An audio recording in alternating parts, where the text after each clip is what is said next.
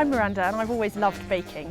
I suppose I became recognised for my baking when I reached the final of the UK's first Great British Bake Off. I've baked since I was tiny, standing at the worktop next to my mother in the kitchen. And for me, baking is about creating a sense of home. It's about nourishing, it's about nurturing, it's about taking a few simple ingredients and turning them into something fantastic. And there's something very special about baking something for someone, and they know that you've put that effort in and that you've created it for them. There's nothing more amazing for me than baking cakes for my children and seeing the wonder on their faces as they come in. Yeah, there's something very special about the memories you can create through baking. I think that sometimes people panic about baking. I think they panic that if they haven't got everything right, it's all going to go horribly wrong. And I have a few sort of basic principles that I always make sure that I weigh really carefully, and I use digital scales. And then I also make sure that I don't rush through the process. So although lots of the cake recipes and biscuit recipes and breads that I make are quite quick and easy to make, I do always make sure that I tick off all the ingredients. And I think with baking, it's often the basic things that if you don't get that right at the beginning, then you haven't got a chance to recover it. Because once the cake's gone into the oven, it's kind of committed to being baked, and you have to know that you've done everything right up until that point.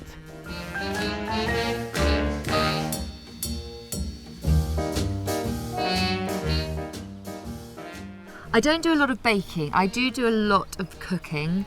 My parents-in-law have a sheep and deer farm, so I use a lot of venison and lamb, but my baking's it's not my strong suit. I think it's because I'm a bit haphazard with the measurements, and I know for baking you have to be quite disciplined and quite organised. So I'd really like to get better at baking, and I'd like my sponges to actually rise rather than sink.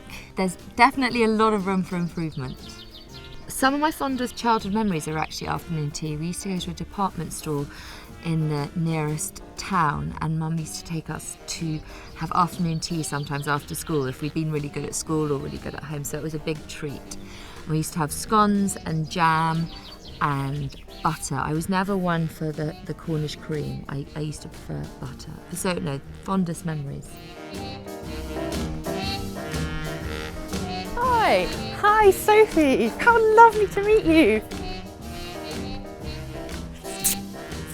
Come on, let's get baking. I can't wait. What a beautiful house. Isn't it amazing?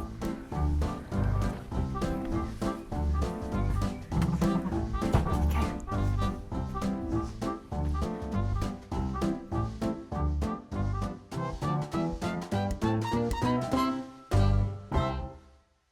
Afternoon tea is the most quintessentially English custom, and yet perhaps surprisingly a relatively new tradition.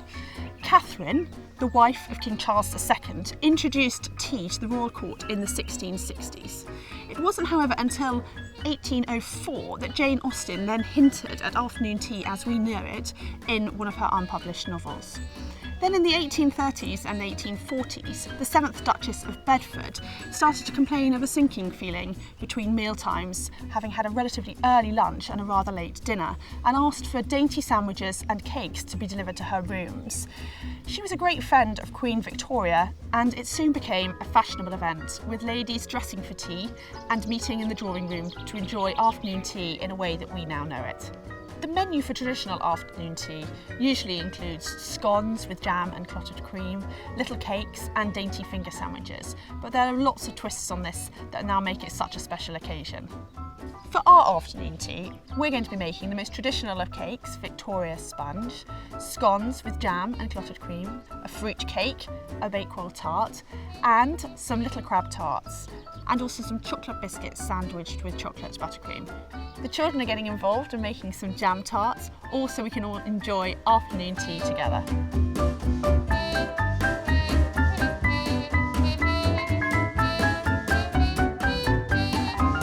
So before we start baking, I thought it would be useful to go through some of the essential kit that I always use when I'm baking, and to take you through why I like certain things and what pieces are really useful.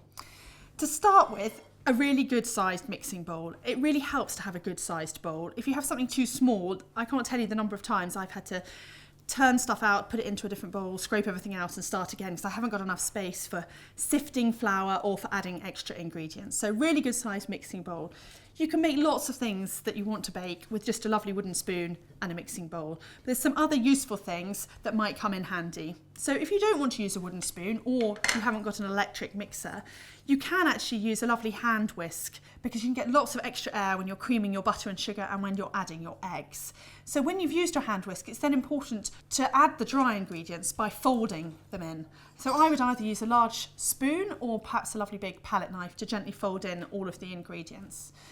Once you've finished mixing, it's really handy to have a lovely spatula to be able to scrape everything out of the bowl and be able to make sure you haven't lost any of the lovely deliciousness that you've created. So the other things that I find really useful are a set of digital scales. I find that this gives you really accurate baking and lovely results. It means that you have the perfect amount of ingredients in, and you can really see that you're not just sort of adding things randomly, you really have measured everything. That, combined with some metric measuring spoons, is a really, really useful combination. And it just means that if something says only add 1 teaspoonful of baking powder, you really are only adding 1 teaspoon of baking powder, and you will be getting really, really good results. It's very easy for all of us to just say, oh, I'll just add a dash of milk, when it's said add 100 millilitres of milk, or add a dash of something else. And actually it does make a difference, and you'll soon see that once you start using a proper measuring jug, that actually you are being much more accurate with your baking. Once you then have mixed up everything, it's really useful to make sure that your oven has been preheated, and often in recipe books it will say to you preheat your oven in advance. I like to use an oven thermometer. I find that although ovens are fantastic and lots of them do hold their temperature really well, this just gives you that extra confidence to know that if it's asked for a certain temperature, you have got it absolutely perfect before you put whatever it is you're going to bake into the oven. And once it's in the oven, it's very important not to forget that you've put it in the oven. That's certainly one of my mistakes that I often make. So make sure that you set a timer. Lots of different timers available. Some people have ones that they can clip on so that if they walk off to do something else, then they don't forget what they've popped in the oven to bake. So it is important when you're making a cake not to open the oven during the period that the cake is baking. But with biscuits, you can take a little peek and they'll be fine and pop them back in. And once your buzzer's gone off, test it with a skewer. And if it isn't quite ready, then you can pop it in for a little bit longer. But at least with the buzzer, you then know how long it's been baking for. Another fantastic thing is to have a really good sized sieve. Often, if you want to add extra air into your ingredients, it's really good to sieve in your flour. And I really try to always make sure that I sieve cocoa, because otherwise you tend to get little grainy lumps in your baking or in your cakes, and that's very frustrating. And then some good tins, whether that be muffin-sized tins for your cupcakes and cupcake cases, or lovely loose-bottomed metal tins for your sandwich cakes. Now I tend to line these often with baking papers cut to size, or you could use cake tin liners, which are much quicker and easier to use. Some people like to oil them and then dust them with flour, bang the flour out, and then that also stops the cakes from sticking. If you're making biscuits or you're making bread, it's really useful to have a flour shaker. I always have 2 of these, one filled with flour and one filled with icing sugar. These are fantastic if you're rolling out icing or you're making decorations as well, because you don't want to add too much extra dryness. And lots of people use these when they're making biscuits so that you don't add lots and lots of extra flour, or when they're making bread. And then finally, when your cakes or your biscuit or your bread come out of the oven, it's fine to leave them in a tin for a little while. And often I tend to leave them for 5 to 10 minutes in the tin or on the tray just to settle when they come out of the oven. But it's also really useful to have a cooling rack. And then you can let the air get around it and they won't go soggy or stick in their tins. So hopefully that's a useful range of different pieces of equipment that will help you to get started with your baking. Obviously there's electric versions for many of these different things, for mixers and whisks, but I think it's really useful to know how to make things by hand and to be able to know which pieces of equipment you need to do that to get started.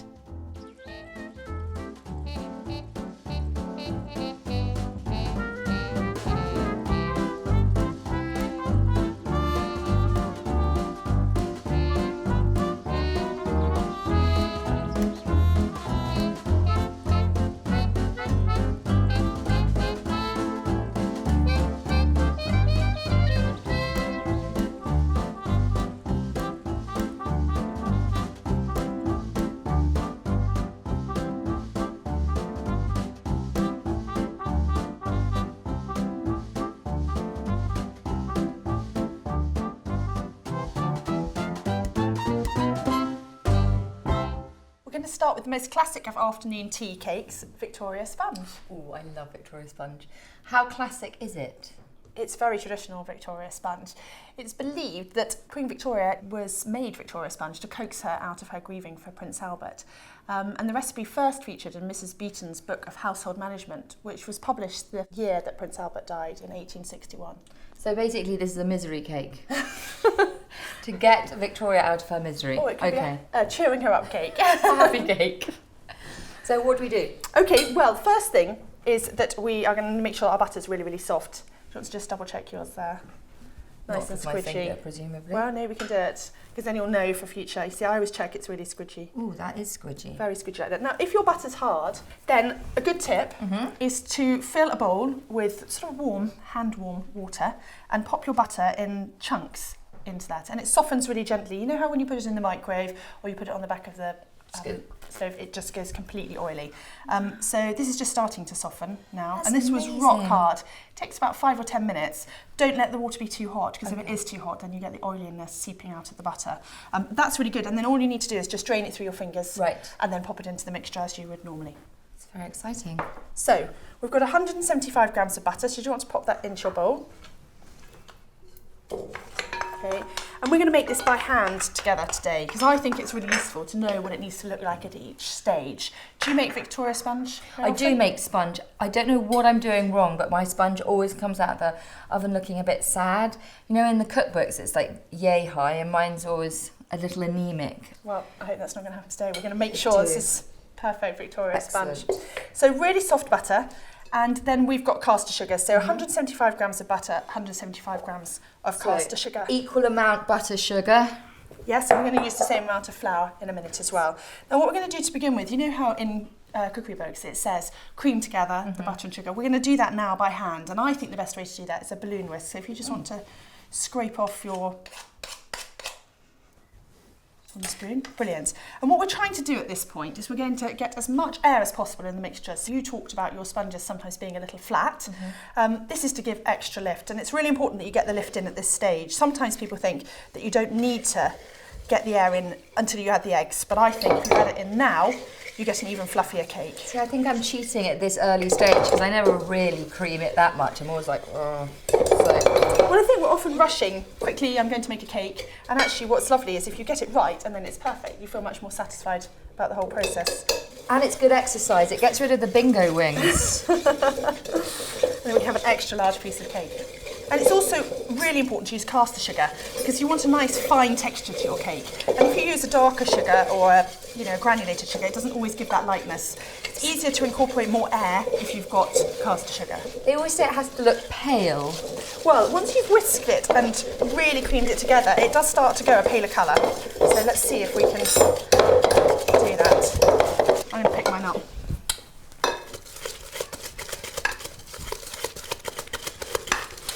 Is yours starting to go paler? Yes, it looks beautiful. That'd be a really pretty colour for a kitchen wall. Lovely cream colour. Yes. So is that the desired consistency? That looks beautiful. And does that look the same colour as your cakes would normally look at this stage? No. Eggs. We need 3 eggs. Right. So let's break those into the bowl, shall we? I tend to break them into a bowl first, because it's really annoying if you then get a shell into the mixture trying to scoop it out. And it also means that you can just give them a little stir up before they go in, break up the eggs a little.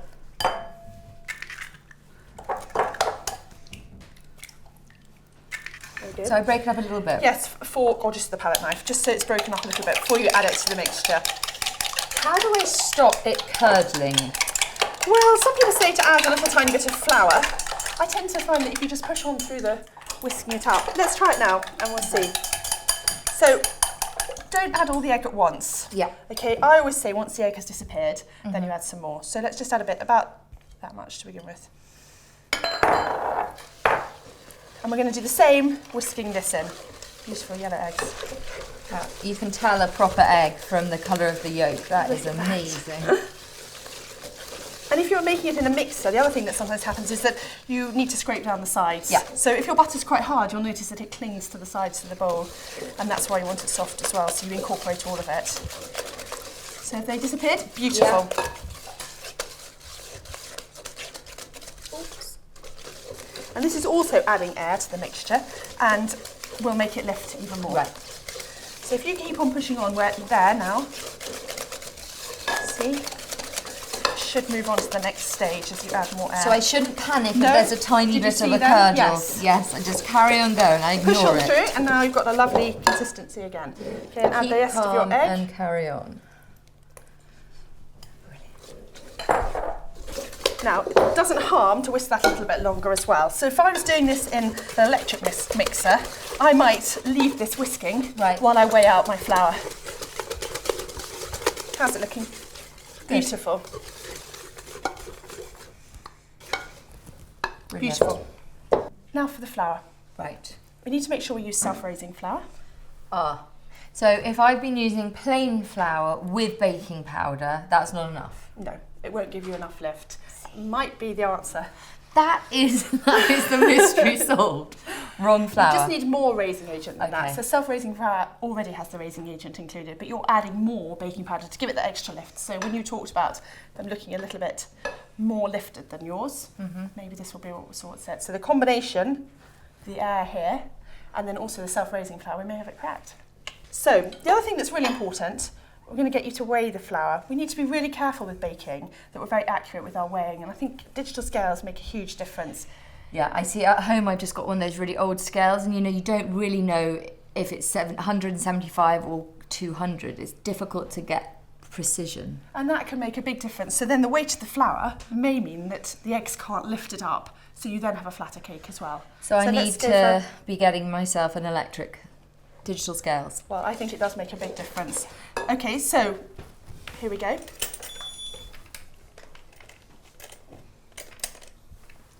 Right, so we need 175 grams. 175. Wow.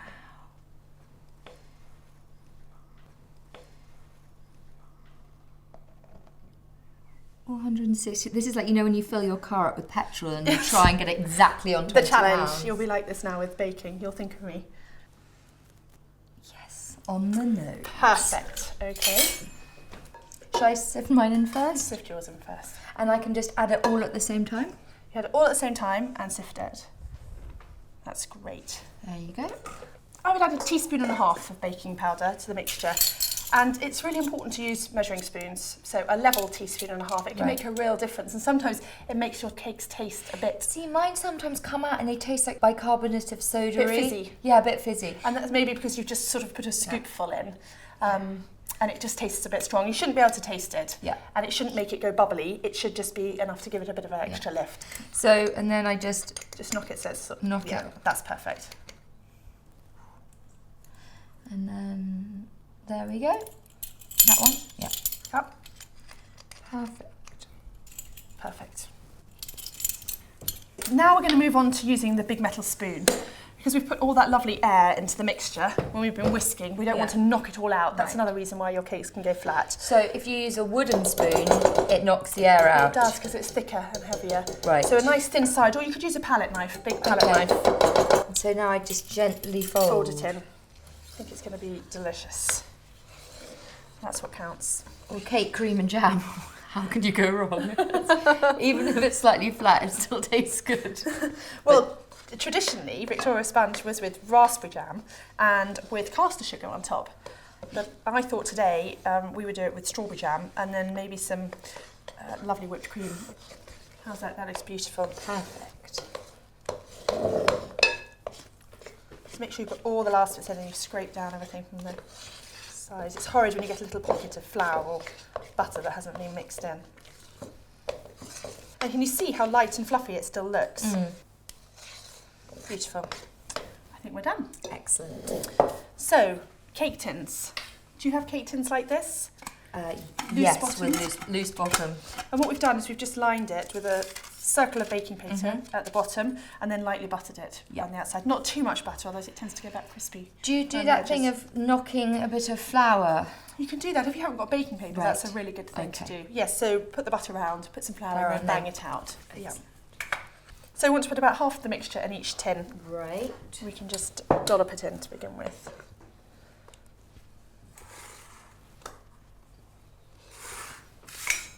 And then I always smooth the top with a palette knife. Right. Just to flatten it down. Not really roughly, just gently. So would Mrs. Beaton have used exactly the same ingredients? I believe so, yes. And hers were called Victoria sandwiches in her recipe book. Such simple ingredients. You think all we need is eggs, butter, sugar, flour. There we go. You could also add lots of different flavours to this mixture. So if you're happy that it's got the lift that you like and that it's the taste that you like, you could add vanilla, or you could add zest of a grated lemon, or zest of a grated orange, or some cocoa, or some melted chocolate. And then you've got a lovely base recipe that you can use for lots of different things. So this is the basic sponge recipe, so you can adapt this to make any kind of sponge-based cake. Yeah. So this is the building blocks of cake. This can be your building blocks, yes. The cake making. Oh. So almost lit. I think you should. I should just try it, shouldn't I? Yes. That's really yummy. Fantastic. So now we need to put these in the preheated oven at 180 degrees Celsius for about 20 minutes, but make sure you don't open the oven door while they're in there. That could be another problem. I'm quite impatient, so there's often a little bit of looking through. Peeking. Yeah. It's the worst thing. It makes your cake sink in the middle. So you need to have the even temperature all the way through the cooking. If it gets to the end of the 20 minutes, and you can peek through without opening the door to see if they look done. If they look done, then take them out. Just check whether the surface feels firm. It's not sort of wobbly underneath. And perhaps pop a skewer in. And if the skewer comes out clean, perfect. You're in business. Excellent.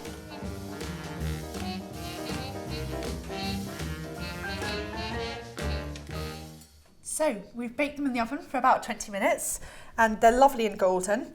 Left them in the tin for about 5 minutes just to settle a little because sometimes it might break when you're taking it out. And they're now on the cooling rack.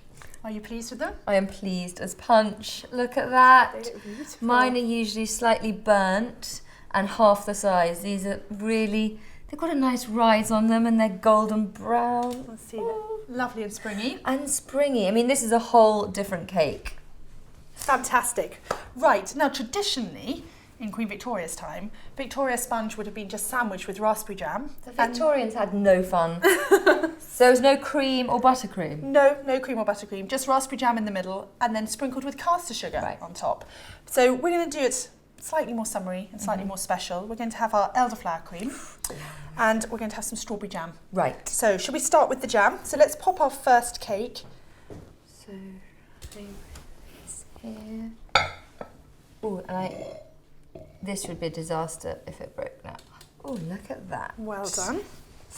I feel like I'm on Blue Peter. This is an exciting moment. It looks beautiful. And then some of our strawberry jam. A generous amount? I quite like a generous amount. I think if you're going to put it on. And then it's also quite nice, I think, that when you sandwich it, if it starts to sort of run down the side and ooze out. You can really smell the strawberries. Yum, yum. Lovely. Lots of pieces of strawberry. The other thing you can do to make it even more summery is you could slice up fresh strawberries if you knew you were going to be serving it immediately. And that's rather lovely for a tea party as well.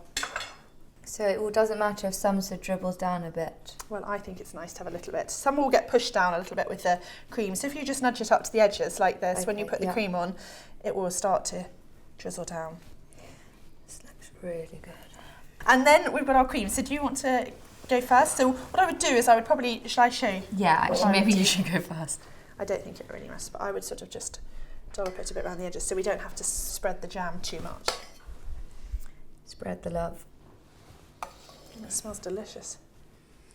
So elderflower, could you put anything else in? I mean, what if I wanted a ginger cordial or? You could do that, or you could add in some vanilla pod, some seeds from a vanilla pod, or if you were making a lemon cake, it might be nice to add a little bit of lemon zest into your cream. That'd be really good. It's just very fresh and sort of summery. Now it's probably easier to use your palette knife if you've got your larger one, just to ease it out. Is there a particular technique to this? Well, just don't push too hard because it's all going to slide off if you push too hard. So I would just sort of ease it like this up to the edges. So you're keeping quite a thick layer, but you're not pushing all your jam off. Sort of a bit of a circular movement like that. Oh, I suppose. Because you want it to still look quite like it's got the lift of the cream. If you make it look too flat when you put the top on. I'm always squidging things down. I don't know what's wrong with me. Perfect. So you want to just nudge it a tiny little bit more up to the edges. Right, yeah. So try not to flatten it, but sort of ease it. That's it. Perfect. One useful tip is when you turn your cakes out onto the cooling rack, they're often upside down, and you get that sort of lined crossover mark from the cooling rack on top of the cake. So it's quite nice while they're still warm just to flip them back over, and it means that we have a nice, smooth, pretty top. So we're going to pop those on now to the top of our cake. I've had some seepage issues. It looks lovely. And you don't want to press it down too hard, just gently rest it on top.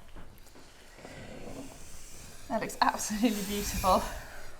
Lovely. Now what I thought we'd do on top is, rather than putting on just cast sugar, icing sugar, I thought we'd do something a little bit pretty. So I've got some little cut out paper shapes here. Lovely hearts. And some little butterflies. I'm just going to pop those on. To do them so that they're the folded side, so it doesn't point up. That's perfect. Yours is perfect. They don't bend. I would never have thought of that. Otherwise they lift up. And you could ice the top of your cake and put cream and strawberries on top of your cake if you wanted. And then what we're going to do is we're going to do that over the top. That looks beautiful with icing sugar. There we go. Oh. I don't want to be too heavy. No, that's gorgeous. You want it to look nice and white. Oh, lovely. Lovely. And then we've got some little tweezers. I was just wondering very what the carefully tweezers were for. Going to lift your little shapes off.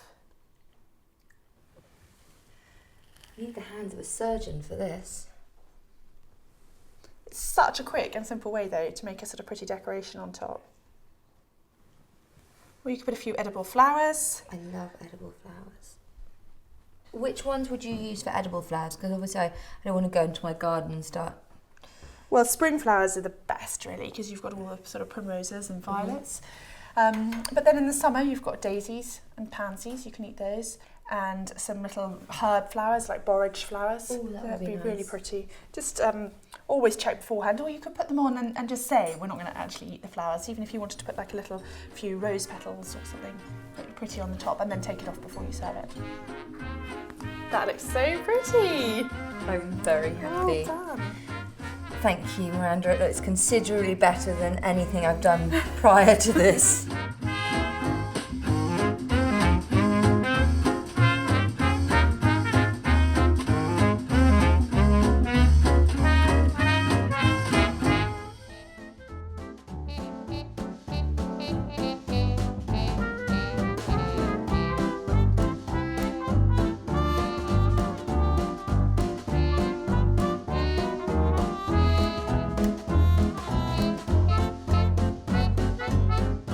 Now I'm going to show you how to make a really simple buttercream. Buttercream is a fantastic thing to be able to make. You can use it for sandwiching cakes together, for topping cakes, for decorating cupcakes, for making a crumb coat around the outside of your cake and then covering with ganache or with icing, and for sandwiching together biscuits.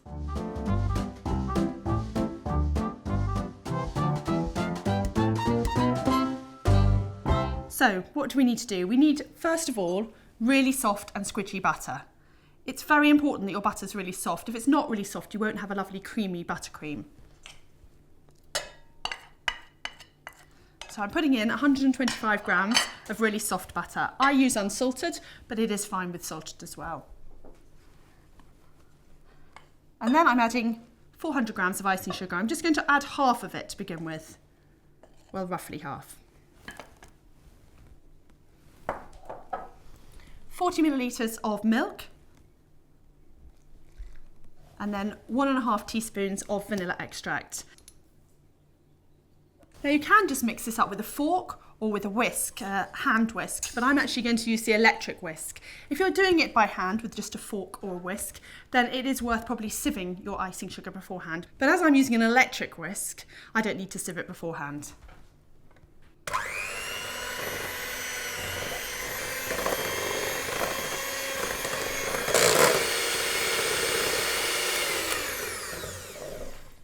There we go, it's lovely and creamy. I'm now going to add the rest of the icing sugar. You don't want to add it all at the beginning because it might fly out all over the place.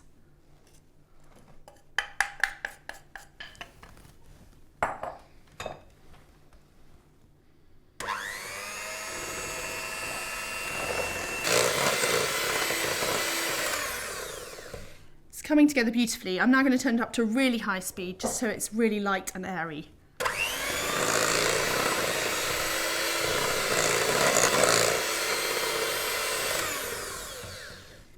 There you go, that looks delicious. And if you want it to go really pale white, you need to keep on beating it. And the longer you beat it for, if you beat it for 3 or 4 minutes, it will go an even paler colour. The other thing that it's really nice to do is to colour your buttercream. So just by adding a few little drops of food colouring, you can turn it into a pretty pink or another colour that you want to have for whatever theme you're decorating your cakes with.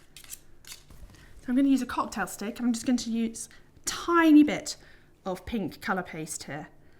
Just add a few dabs, and we'll just mix it in before adding a little bit more if we need it. Okay. See, it's starting to become lovely pale pink. Tiny little bit more.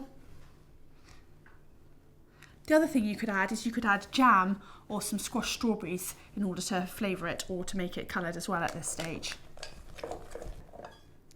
Or you might want to flavour your buttercream. You might want to add the zest of a lemon, some cocoa powder, or perhaps some melted chocolate. Now I'm going to use my buttercream to decorate some cupcakes. I've put a piping nozzle onto the end of my piping bag here. I'm just going to pop it into the glass, just so it's a bit easier to fill it.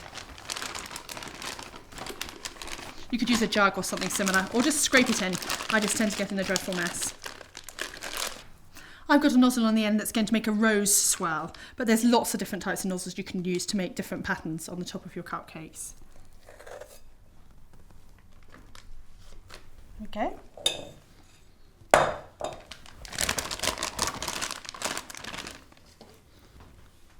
So, if you've got this similar kind of nozzle and you want to make a rose swirl, you just need to do a spiral or a snail type of shape on the top of the cupcakes. Make sure you tighten it at the top and apply even pressure. It's better not to fill the bag too full, so you've got a bit to tighten around like this so you can hold it firmly. So starting in the middle, and I'm going to go round. This also looks pretty in other colours, or you might want to mix up the colours and have a few in pink, a few in lilac perhaps, or a few just plain vanilla ones. It's also lovely with all the different flavours that we talked about earlier, chocolate or lemon, or perhaps a coffee, to make them absolutely delicious. There we go.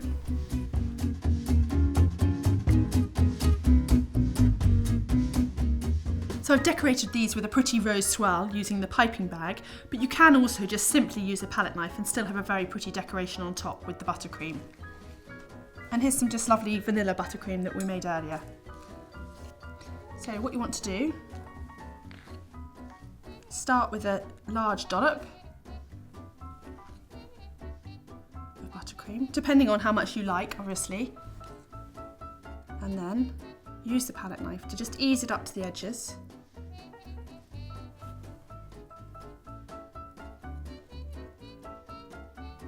It makes a pretty swirl. So we'll do a few like that as well.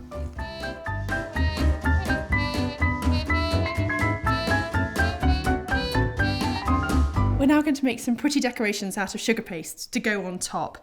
You could use fresh flowers or some shop-bought decorations. It's just lovely to have something pretty to decorate your cupcakes with. Here we've got some sugar florist paste. This goes completely firm, or you can use sugar paste, which just stays slightly softer. It just depends on sort of personal preference. So I'm going to use a tiny bit of icing sugar. Good to use the duster so you don't add too much. And then I'm using a non-stick rolling pin. This is one of my favourite tools for decorating and for rolling out pastry and biscuits. You want to get it really nice and thin, otherwise they'll be too chunky and they won't be sort of attractive on top of the cakes. And I've got some great little stamping out cutters here to make little flower shapes. So we'll just do a few of those. Just press it in firmly so it's cut through.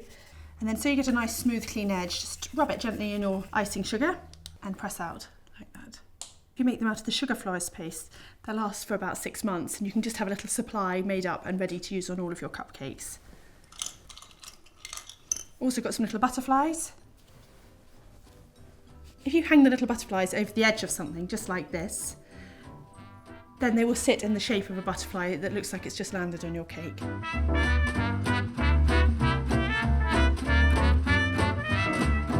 I think we've got plenty now. I'm going to leave those to firm up and get on with decorating some of the other cupcakes. We've got some lovely edible flowers just picked straight from the garden. We've got some little pansies, some little daisies, some tiny geraniums and some little sprigs of lavender. So I think they'll look lovely on these cakes, and it's lovely for a garden tea party. Obviously make sure that they are edible and that they are safe for you to have on your cakes. These need to be put on just before you're about to serve the cakes, otherwise they'll go all brown and wilted. If you want them to last a bit longer, you could crystallise them just with a little bit of raw egg white whisked up and then dipped into a tiny bit of caster sugar, but you'll need to do that about 24 hours in advance.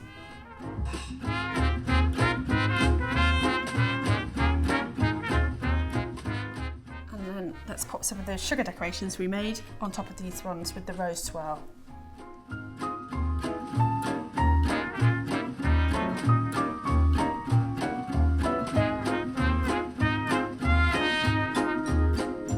If you've got some royal icing made up, it might be nice to pipe some little centres to your flowers or to the middles of the butterflies, just to give an extra little bit of colour on top of the cakes. And then I think we'll just add just a few tiny little sprinkles on top of these ones too.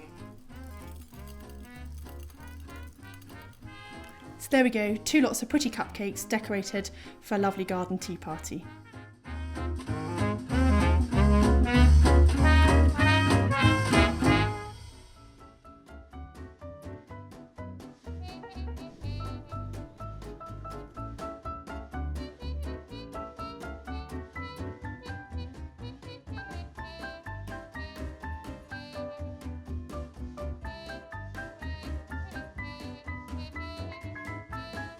Now we're going to make a delicious fruit cake, a Dundee cake. Aha, Dundee cake.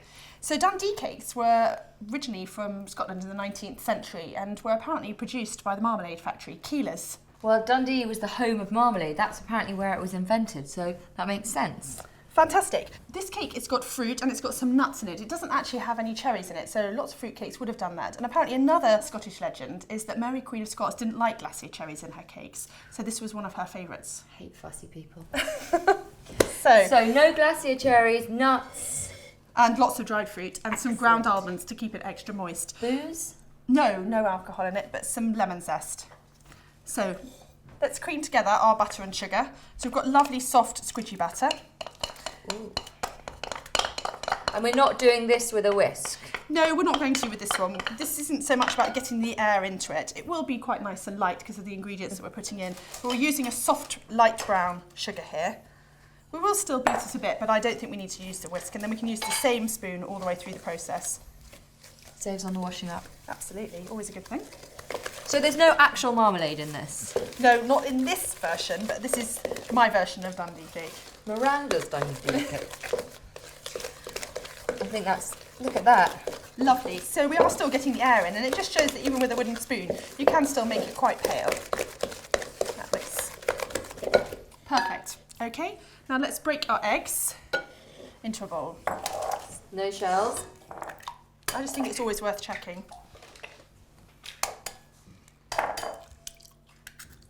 And just gently break them up with a fork. There we go. And again, we're going to add that a little at a time.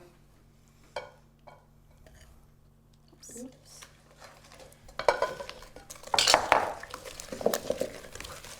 Have you ever been to Dundee? I have actually, yes. The city of discovery. The marmalade factory is still there. I love your story. Tell us the story about the marmalade. Well, supposedly all these Seville oranges either came off a ship and everyone tried to eat them, but obviously they're very bitter, so no one knew what to do with them. So one enterprising lady didn't want to see all these oranges go to waste because they were quite a rarity, so she added sugar to them and thus created the sort of first ever marmalade. It's a good story. Truth should never come in the way of a good story. Okay, how's that looking? Yours looks fantastic. Just need to make sure that all the eggs are beaten in. Yeah. It's a bit runnier than the sponge batter, but I suppose We've got quite a lot of ingredients to add in. And we're also going to add 1 tablespoon of milk.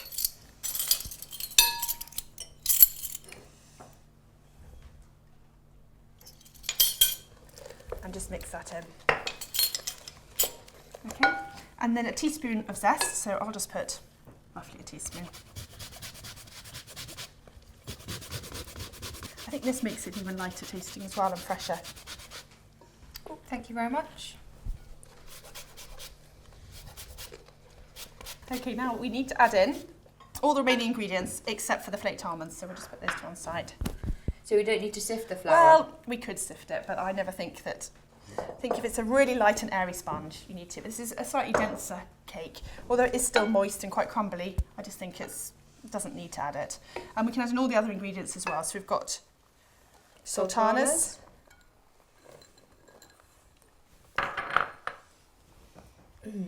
Lovely dried currants. And then we've got some ground almonds. Makes cakes last really well as well. Really? The ground almonds. If you add a little bit to your sponge cake, it makes it last a bit longer. And then if you want to just crush, I like adding a few walnuts. I just think it adds a sort of really homely, quite rustic texture. Just crush them up a little bit. And you could swap these for almonds if you preferred. Or pecans? Absolutely. If you're going all Yankee. Voila. Just going to add a pinch of salt. Bring out all those flavours, and then we're going to stir all of that in. So it's a really quick and simple cake, and actually it's lovely to have in the tin at home because you can keep on going back and slicing it. It lasts a couple of weeks beautifully. I always think it's a good cake to take on picnics because it holds its shape really well.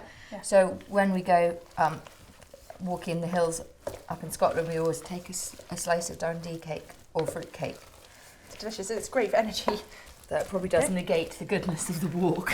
Sitting Lots on the of top good of the fruit. hill, shoving cake in. There we go. So once it's completely mixed, we need to scrape it into the prepared tin.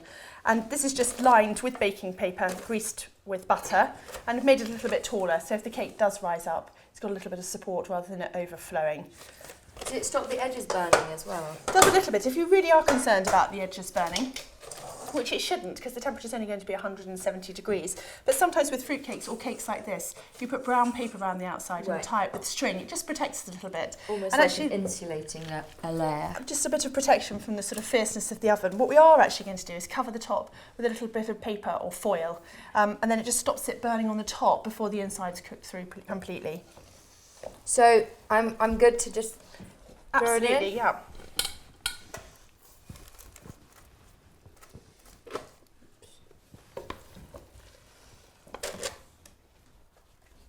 It's one of those great cakes that it's really quick to make, and then you can just pop it in the oven for a couple of hours and you don't really have to think about it. Comes out and it's all perfectly done. And we just want to smooth it down, not press it down too much, just sort of smooth it. When do you make your Christmas cake every year? Well, I'd love to say that I'm really organised and I always make it in sort of October, November time. But it doesn't always happen, because often what happens is I make one and then I end up giving it away to someone else, and then I have to make a rushed one just before Christmas. I'm really pleased with that. Look. It looks fantastic.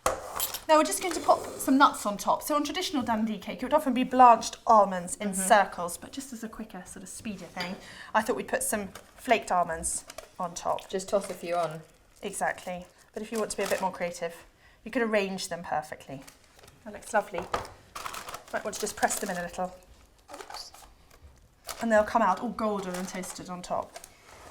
And one of the reasons we want to cover it with foil before it goes into the oven. So the nuts don't burn. So the nuts don't burn. Well no done. No one wants burnt nuts.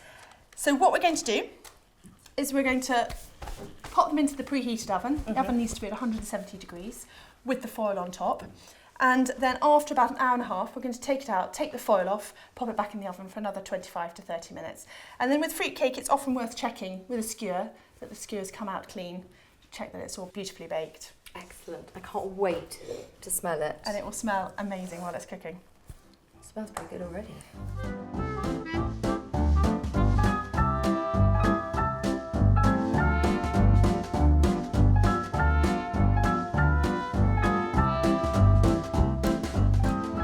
Our Dundee cakes. Don't they look fantastic? They do. They've got a lovely big rise on them. They're dense. Beautifully domed. Thank you. And not burnt, you see? Yeah. Gorgeous on top, golden. What What's this? This is so we can get it out of the tin. Right. So what we're going to do, we've got our lovely loose bottom tin. Just going to stand it on top and then slide the tin down. That is so clever because I have damaged cakes in the past trying to get them out of the tin. I never even thought of that. It's quite slippy on the bottom. Oh, this is, oh yeah. There we go. There we go. And then carefully. Wow, look at that. Looks fantastic. And then we should be able to just, it's quite a firm cake. So what we should be able to do is just, we want to slide the paper off. It looks gorgeous. That is a cake to be proud of, people. That is a cake to be proud of. Oh, I wish you could smell this. It smells so good. Is that going to be perfect for your long walks up the mountains? It will be. Or just sitting down with a cup of tea. Should we try it? Rude not to.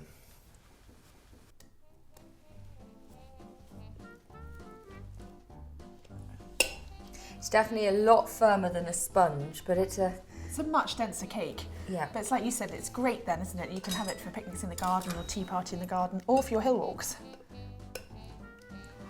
Look at that. That looks fabulous. Still nice and moist in the middle. I'm really pleased with that.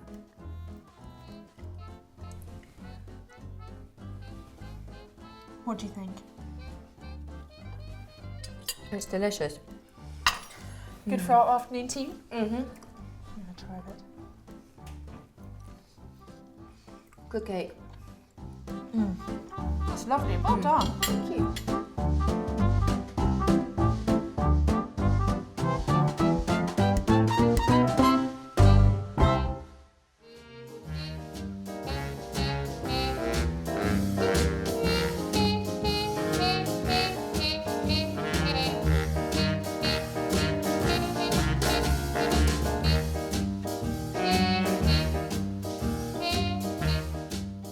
Biscuits are always a popular choice and they're fantastic for afternoon tea for grown-ups or for children.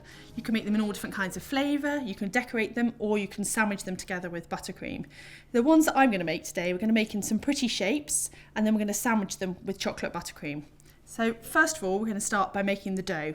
We need really soft butter for our dough. Let's grate that in. Caster sugar.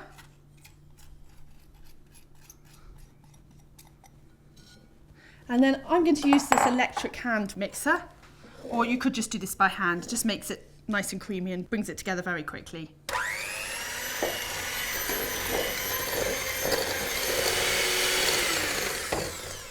There we go. And then we're going to add our egg.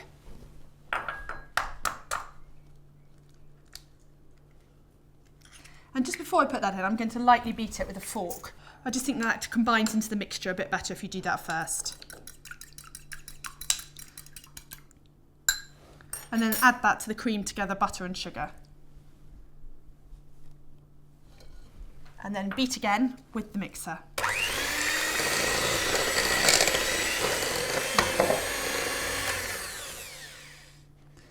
So that's all the egg now mixed in.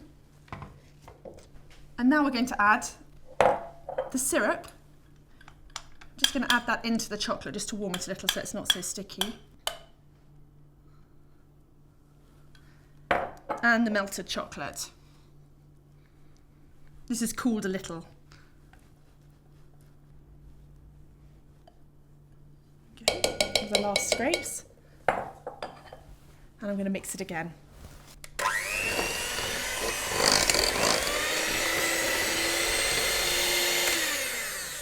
And now it's time to add the dry ingredients. So I'm going to sift in the flour and the cocoa. Don't want to have any lumps. These are quite fine texture, these biscuits, and you don't want to have a lump of flour or cocoa coming through. It's also good with biscuits if you do sift in the flour because it can make them extra light and they're not quite so tough in texture. Using the mixer again, we're going to mix in all of the dry ingredients.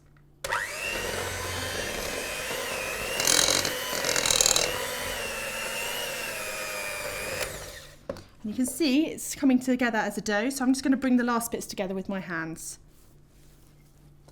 You see it's coming together as a lovely dough. Once the dough's come together in a ball, then you need to wrap it tightly in cling film and put it in the fridge to rest for at least an hour.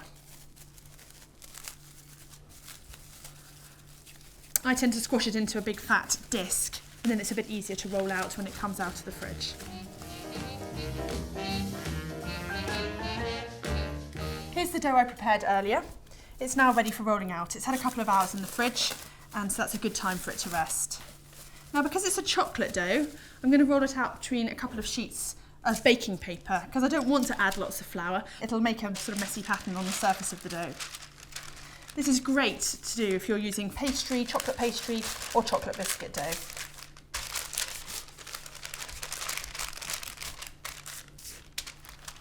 You want it to be about 3 or 4 millimetres thick. And now it's time to choose your cutters. So we need to do 2 of each because we're going to sandwich them together with the chocolate buttercream. I've got a little rabbit. There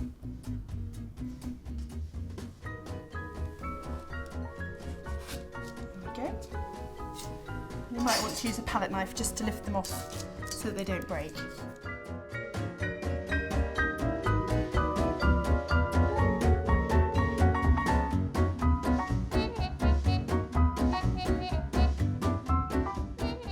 If your dough is getting a bit warm, then it's worth, once you've cut out all your biscuits, just popping the whole tray of them back into the fridge just to chill a little, just so that they firm up.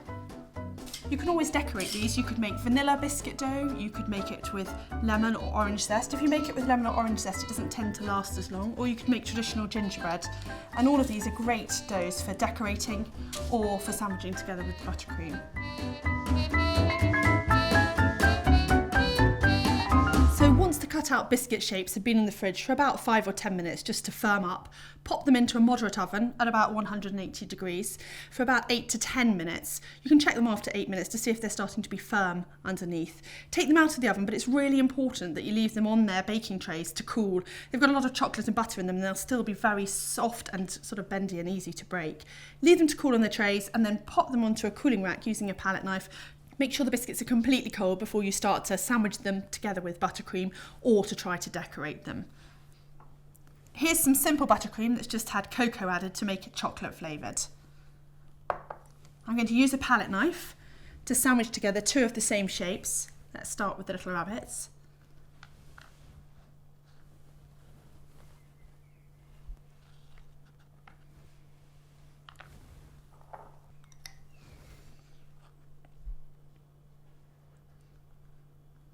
And you might want to use a little tiny palette knife or a little knife, children's knife or something, just to make sure all of it's covered. There we go. And just gently press on the top. And then what I've done is I've melted a tiny bit of chocolate. Here I popped it in a piping bag, or you could just easily blob it on with a little bit of a spoon or a palette knife. And what I'm going to do is I'm just going to put some little eyes on the rabbit. You could also ice your biscuits with royal icing, or if you don't mind it not going hard and you want to eat them immediately, just mix up a little bit of icing sugar, normal icing sugar, with maybe some orange juice or some water, and then you can make an icing that's fun for children to put on as well. So I've done a little tiny eye on here, and then it might be quite nice to put some little flowers on, a little collar.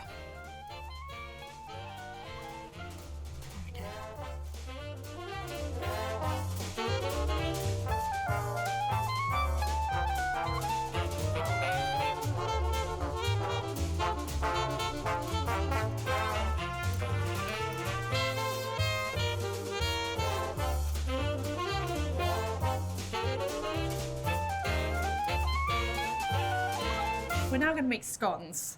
I think they're essential and absolutely perfect for every afternoon tea. I would be very disappointed if there wasn't scones. You can't have an afternoon tea without scones. All your childhood memories. But I've never made them, so I'm excited. Fantastic. Well, it's thought that perhaps scones originated in Scone Palace in Scotland, where all of the Scottish kings were crowned. Or it might have come, the word might have come from the Gaelic word scone, which means a large mouthful. So sort of like a large or a few mouthfuls, perhaps. I was going to say, if you can eat a scone in one mouthful, you are doing well. Very well. Right, so shall we crack on? So first of all, what we're going to do is we've got flour. And we're going to sift that. We want nice and light and fluffy scones. We're going to sift that into our bowl. We don't want rock cakes, do we? No. Nowadays, scones are more traditionally associated with the West Country, so sort of traditional cream teas in Devon and Cornwall, where they're served with jam and clotted cream. Yeah, see, I'm a traditionalist. I like mine with lots of butter and jam. I mean, clotted cream is great, and I will eat them with clotted cream, but if I had a preference, it would be for butter rather than cream. Probably better for the waistline as well. Well, I'm rather partial to the clotted cream myself. And then we need to have our cream of tartar and bicarbonate of soda. This is going to make them lift up and make them really light and fluffy. Right, so are we going 1.5? So we're going to go for 1.5 teaspoons of bicarbonate of soda. And then 3 teaspoons of cream of tartar. This is going to make them extra light and fluffy. So just sift that in. Okay, now we've got our diced butter, so I'm using unsalted butter. We'll add salt to season it, but I think it's easier to start like that. And this is cold butter straight from the fridge, and we've diced it up into small pieces. We're now going to rub that in. So if we just tip that in. Now, when you're rubbing it in, you want to just use your fingertips. It's great if you've got coolish hands. So if they are very hot, it's often worth running them under cold water. And then you're very lightly, not going to press really hard, just really lightly sort of like rub it through your fingers and let it drop back down. Bring it up like this. So we want breadcrummies. Absolutely. Breadcrumb-like consistency. Now, as we're using unsalted butter, we might want to just add a pinch of salt. Super. So do you always use sultanas, or do you sometimes prefer them plain? I always love sultanas in mine. What about you? I'm a sultana girl. Any excuse for a bit of sugar. Well, maybe I'll make mine plain and you put sultanas Okay. in yours, and then we've got a mixture if everyone fancies something a bit different. And try and lift your hands up a little bit higher like this, and just let it sort of almost rub and drop through your fingertips. How's it looking? So really gentle. That's it. Almost like fine breadcrumbs. Just make sure you've got rid of all those bigger bits of butter. Yeah, just still squash got those. some The other pretty thing big you can lumps. do if you don't want to dice it, it's a quick way to do it is to, when the butter's really hard from the fridge, just put it through a coarse grater. So literally just coarsely grate it Grating through. butter. Yeah, that's quite a good thing to do. That's genius. It really does make a difference there if your butter's nice and cold straight from the fridge. Make sure you've got all the bits up from under the bottom so everything's mixed in, because you don't want the flour only mixed into some of the butter. Yeah, it's good you said that, because I had a large deposit of flour at the bottom. And it's supposed to be that as you're lifting it up like this, you're adding air in, so you're making them extra light. We need to be careful later on when we're pressing them out that we don't squash all that air that we've taken the care to put in. You better remind me, because I'm always squashing them down. There you go. Could you add blueberries to scones? Yeah, blueberries are delicious. I tend to add dried blueberries. Right. They're really good. And people add lots of different things. You can be quite inventive. You could add like little chunks of white chocolate, or put dark chocolate and cranberries in, sort of Christmassy ones, and a little bit of spice. They're really versatile. And then of course you could do savoury ones. So you could put in some cheese, grated cheese. There we go, I'm done. Yours looks lovely. I'm quite proud of mine. It looks fantastic. Excellent. Right, what's next? Okay, so now we're going to, because we're making sweet scones, Yeah. we're going to add the sugar. There's yours. And we'll just stir that through, just so it mixes in and incorporates. Now you're going to make sultana ones, so you want to add those now as well. And you still add the same amount of sugar even if you're adding sultanas? Well, I do, just because this is the standard recipe that I always use. If you wanted to take a little bit out, you could. Or you could not add the sugar at all if you don't want to. I just think it's rather nice to have that sweetness. Lovely. That's super. Okay, and then what we're going to do is we're going to use 3 eggs. I'm just going to move this a little bit out of the way. 3 eggs, and we're going to break this into our jug, and then we're going to mix them up to the right amount of liquid with some milk.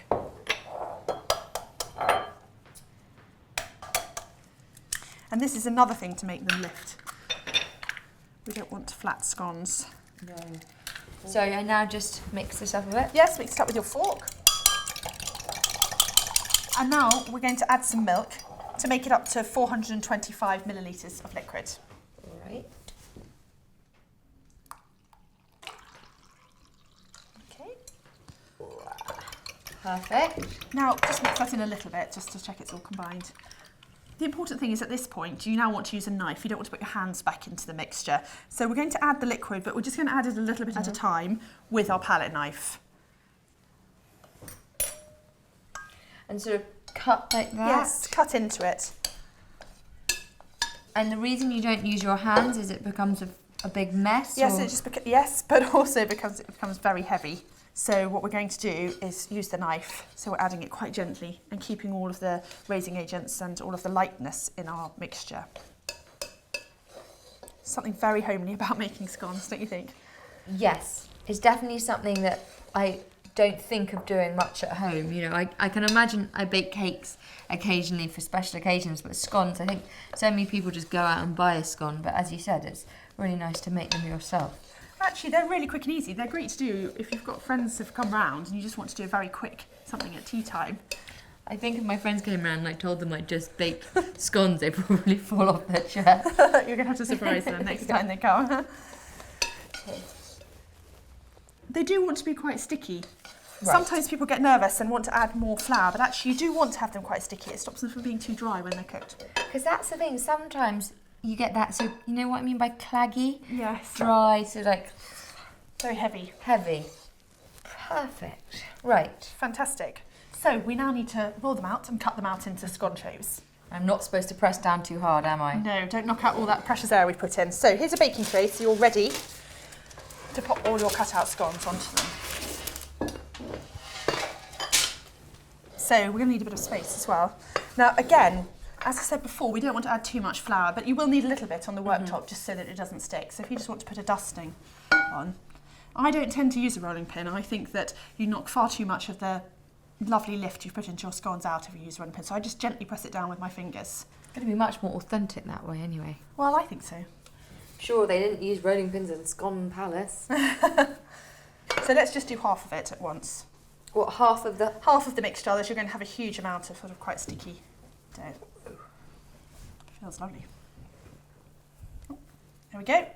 And just literally just take the stickiness off it like that. Okay, and then we're just going to press it down gently with our fingertips, but not too much. You want to leave them quite high. I think scones are quite nice, quite tall. Because you split them in half anyway, usually, so... Exactly, but it's nice to have them not really thin, each part. Then I've got a bowl of flour here. We're just going to use that to dip our cutter into, so it doesn't stick. And when you put your cutter in, it's really important to go straight in and straight out. You don't want to twist it, because that pulls the dough and then they don't rise in a straight line. Okay, in and out. So straight down. Can you see all that air that puffs? You can feel it puff out and straight out. And then we're going to put them straight on. Oops, mine's been left behind. To our baking tray.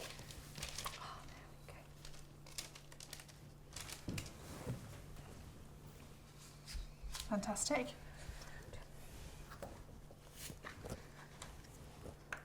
And you want to try and get as many as possible out of this first batch because they're always the best and the lightest ones.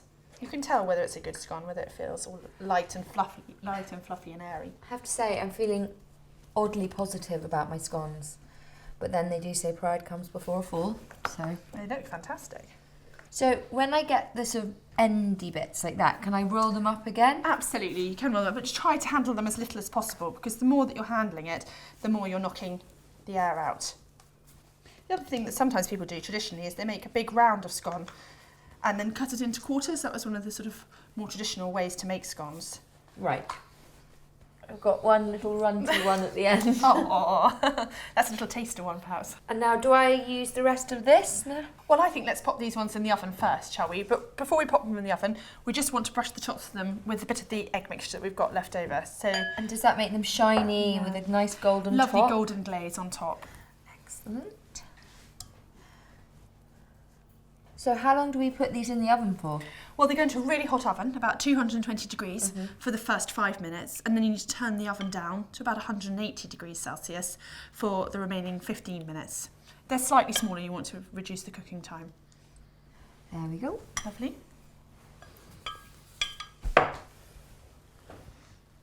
So you'll be going clotted cream. Absolutely, definitely. Jam first. Jam first. Yeah. Someone told me there's a difference. Like in Cornwall they do jam first, and then in Devon they do... I think that's right. I think most of my childhood holidays were in Cornwall and we had jam first, then clotted cream. But in Devon they go crazy in the aisles and they put cream, then jam. Absolutely. Perfect. Okie dokie. Let's put these straight in the oven.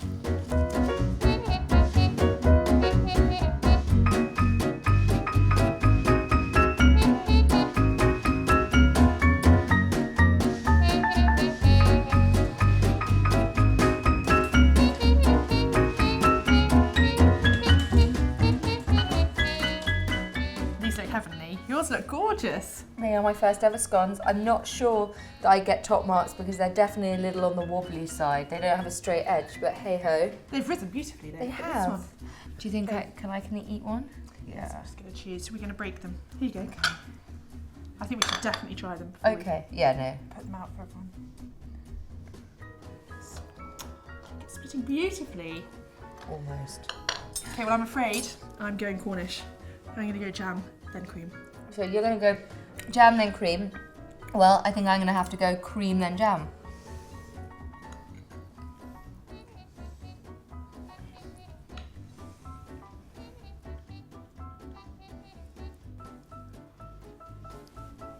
That's really good.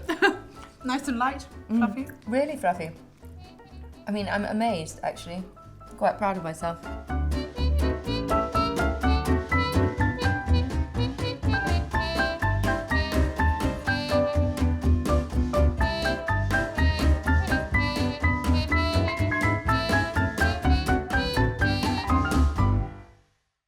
I love making biscuits and decorating them is one of my favourite things. So I thought I'd show you how to royal ice some little biscuits to make some elegant tea party biscuits like these.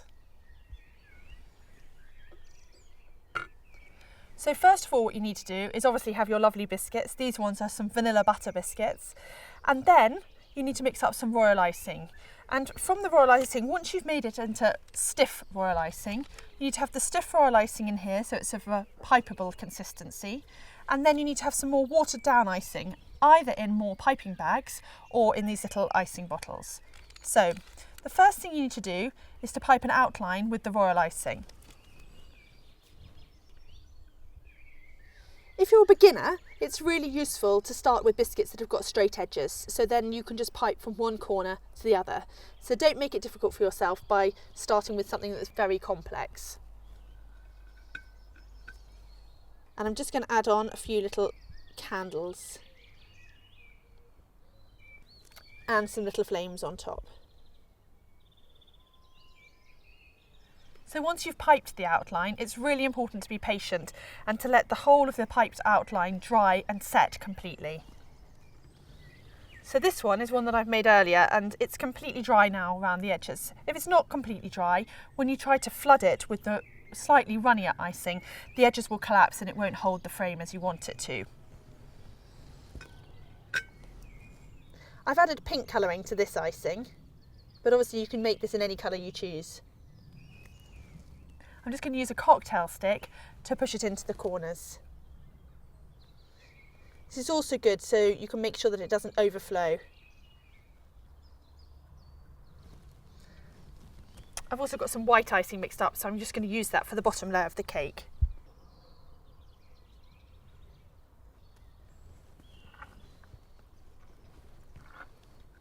And again, just push it into the corners.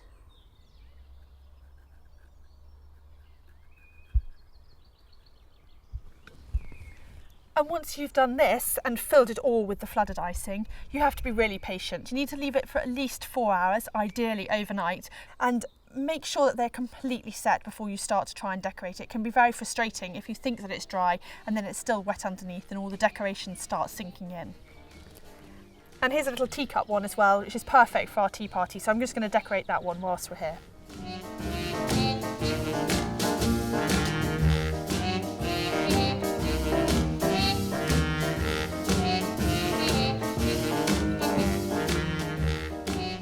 So once the icing's completely set and dry, then you can decorate them however you want to. But one of the things that I think is quite nice to do is to make some little handmade flower decorations. And I'm just going to pipe some middles onto those, just so that they finish off all of our decorating.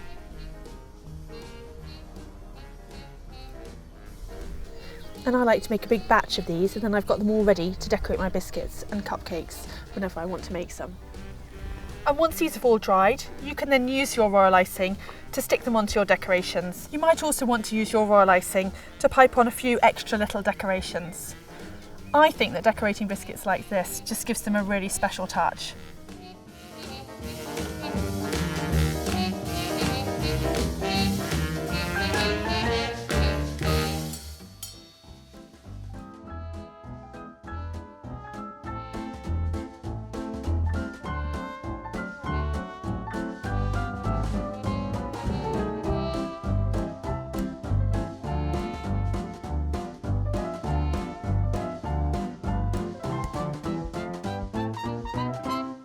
So now we're going to make Bakewell tart, a very traditional pudding. It's believed to have originated from the town of Bakewell in Derbyshire, probably as early as the 1500s, but the more common myth is that it was invented by accident in the 1860s by a cook in the White Horse Coaching Inn in Bakewell, who by accident, when she was trying to make a strawberry tart, created this fantastic pudding. Sounds like the sort of thing I'd do. So this is basically started off as a mistake and has been loved for generations. Yes, and the tart is sort of a variation on that original pudding. So it's a layer of short custard pastry, which we're going to make now. Okey-dokey. That makes me nervous. Pastry makes me nervous, but I'm sure it's going to be good. Nervous, it's going to be fine. And then a layer of either raspberry jam, or we're going to make a bit of a fresh raspberry compote. Because we're professionals. It's just a bit sharper and just tastes a bit fresher underneath, not quite so sweet. And then a layer of frangipane, so like a very light almond-based cake. We're going to sprinkle it with flaked almonds, bake it in the oven, and then drizzle it with a little bit of almond icing. Sounds absolutely delicious. Perfect. So flour, very similar to how we did the scones. And then diced cold butter.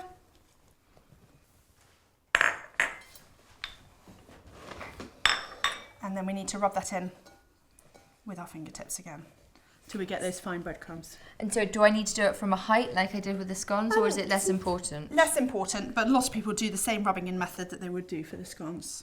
I mean, if you want to be quick and you just want to knock up a very quick pastry, I often make it in a food processor. I often buy it from the supermarket. It's quicker to make it in the food processor than go to the supermarket. Not anymore. I will now be making all my own pastry. So if you make it in the food processor, you literally just put the flour and the cold butter into the food processor, whiz it until it's made the breadcrumbs, and then add your eggs. Okay, how's yours coming on? It's lumpy, but I just need a bit of time. It's getting there. Definitely getting there. Can't rush a Bakewell tart. So do you have yours with custard or with cream or just as is? I quite like it just as a cake, like at tea time. But I know lots of people do like it sort of warm as a pudding.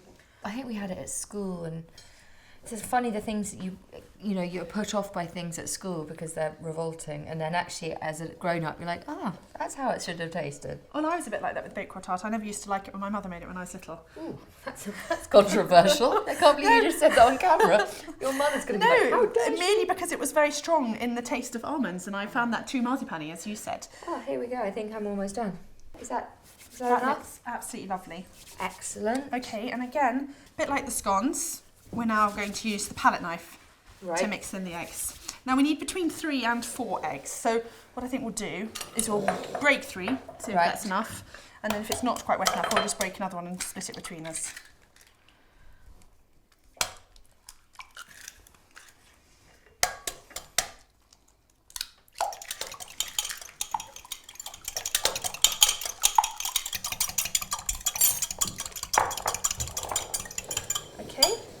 And again, don't add it all at once, just add a little as you need it.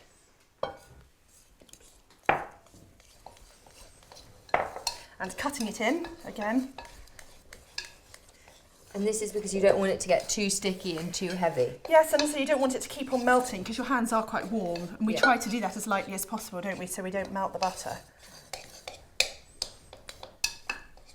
And this is great because if you've got this pastry left over, you can make jam tarts or little savoury tarts, and then blind bake them so you've got them ready for when you want to use them. Do you think I need to use all my egg? I've used nearly all of mine, and I'm almost there. I'm wondering if I need just a tiny splash more. Sometimes it's just as soon as you start to bring it together with your fingers, you then don't actually need any more, and otherwise you end up with too wet a pastry. I think this is going to be fine. I don't think I need another one. What do you think? I'm going to try mine, and that'll give us a bit of a clue.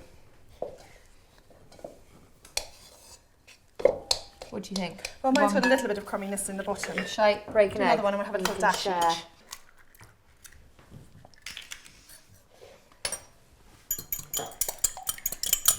I probably just need a tiny bit more. Sometimes it just all runs out.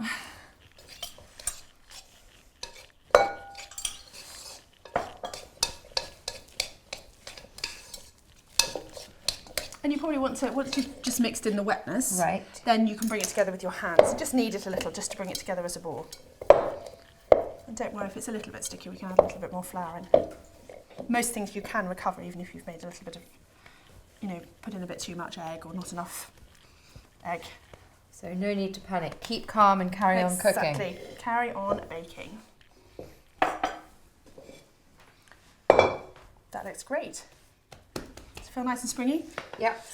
So sometimes you leave it to rest, but I find that with this dough, it's usually fine if we roll it straight away. So should I spread some of your flour? Yes, a little bit of flour dusted on there. It's not Move too your much bit of shell. though. There we go. Yes, again, we don't want to add too much, because if we add too much, then we're changing the recipe. So we're changing the balance of it. And it can make it too dry or too crumbly. So what we're looking at is we're looking at our pastry case here. We're going to have too much here. So what we're going to try and do, because we've made a bit more, so we can make some other things later on, some jam tarts or some little crab tarts for our tea party. Ooh, crab tarts, that sounds pretty good. One of my favourites. Our rolling pins, and if you make it into a bit of a flatter disc, you've done a bit of the work already.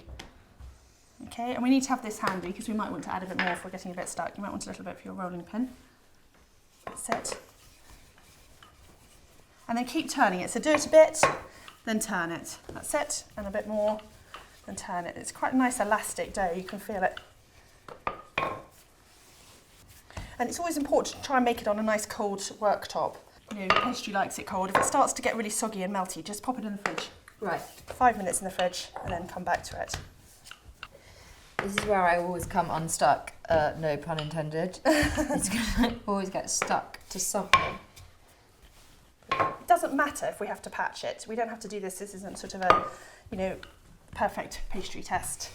It's going to taste delicious, we know that. There we go.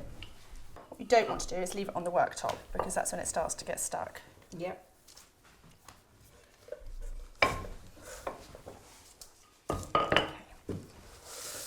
Now, you need to use your rolling pin, so slide it under.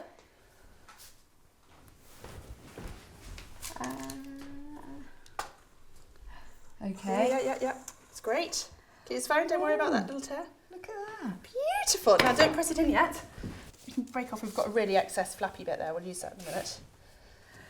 And then you want to lift the sides up a little and let it drop in because the pastry always shrinks when it's cooking. So we want to ease as much into the bottom as possible, sort of almost like giving it a little bit too much. Can you see what I'm doing there? So lift it and tuck it at the same time? Sort of lift it and just give it a little of a push into the bottom there. So it's quite loose, but you're just sort of almost letting it drop in. Yeah, I'm you sort can of feel nursing it in. Sort of letting it drop into the bottom of the tin. Look at that, it looks perfect. Now what I do is I go round with my thumb, because if you press it down even more, then you've got more pastry to rise up. Some people roll a rolling pin over the top, but I go like that. And can you see it's pushing more in? It just gives us a little bit more pastry so that this will then rise up. And when you get it, when it shrinks down the sides, it's quite frustrating sometimes.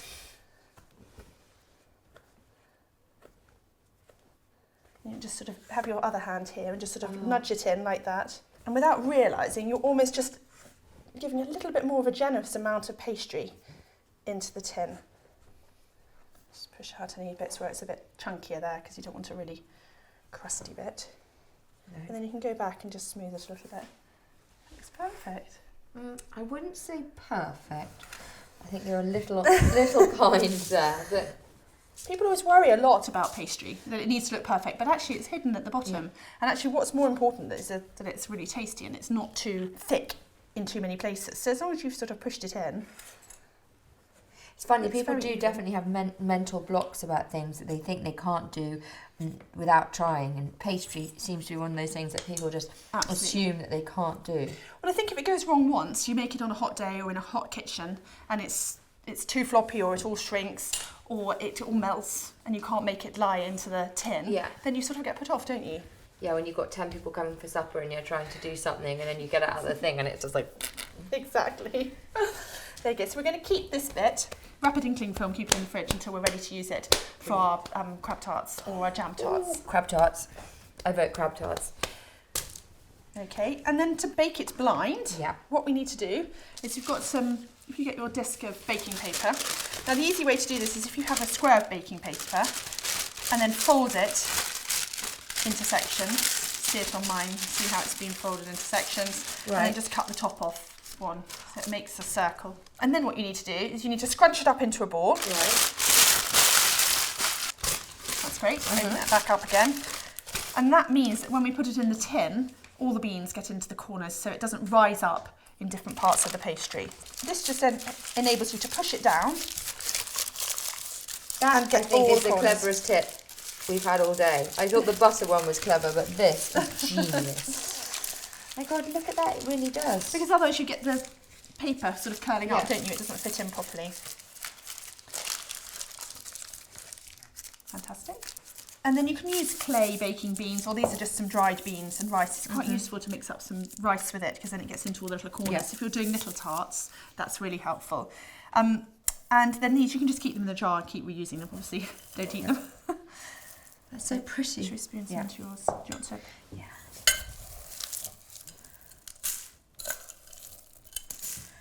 And you want quite a generous layer? Yes, just so it weights it down. Just sort of an even cover. That looks great. Actually, that's good enough to eat. Might be a bit crunchy.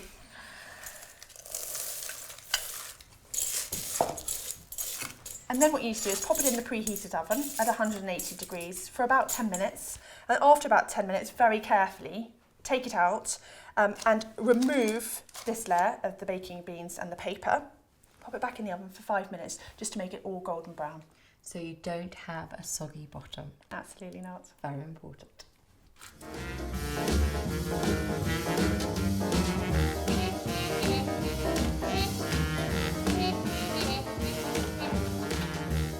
So we've blind baked our pastry cases. They're lovely and golden. And we also made our fresh raspberry compote. So just simmered the fresh raspberries with a little bit of sugar and the juice of half a lemon. About 10 minutes simmering, and it's just much fresher and sort of sharper than a normal jam. So it's basically not as sweet as jam. Yeah. But absolutely. It's the same kind of consistency. It is, and I just think it makes a nice contrast with the quite sweet frangipane on top. So all we need to do is to make the frangipane. I've never made frangipane before. Well, it's exactly the same principle as making your light Victoria sponge cake. So we start with our really soft butter. Excellent. And caster sugar.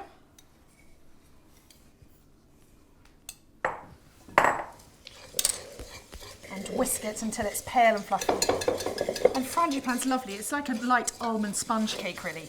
And the more the air that you get into this, again, the lighter and fluffier it will be. Right. Lovely and pale.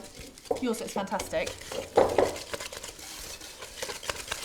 So there's no flour in this sponge, is there? There is a little bit of flour in this recipe. Some recipes are all ground almonds. This has just got 25 grams of flour, just a little bit. Okay, are we ready to add our eggs? Absolutely. Brilliant.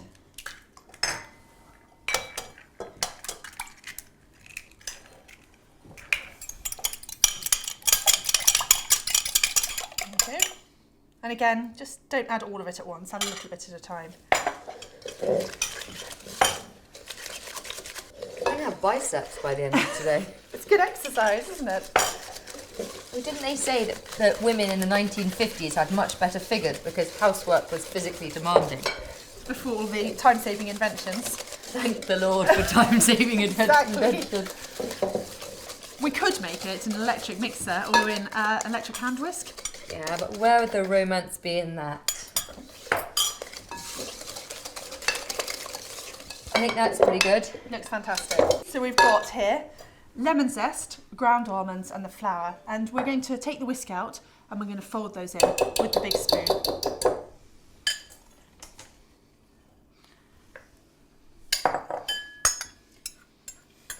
I like to add a bit of lemon zest, I just think it makes it fresher. And we'll leave the flaked almonds because we're going to put those on the top before we pop it in the oven. And we're just going to gently fold that in again so we don't knock out all that lovely air we put into it earlier. I often make this at Christmas as well, and rather than putting the raspberry underneath, I put a layer of mincemeat. It's a really nice Christmassy pudding. Good to go? That looks great. So let's put the compote into our pastry base.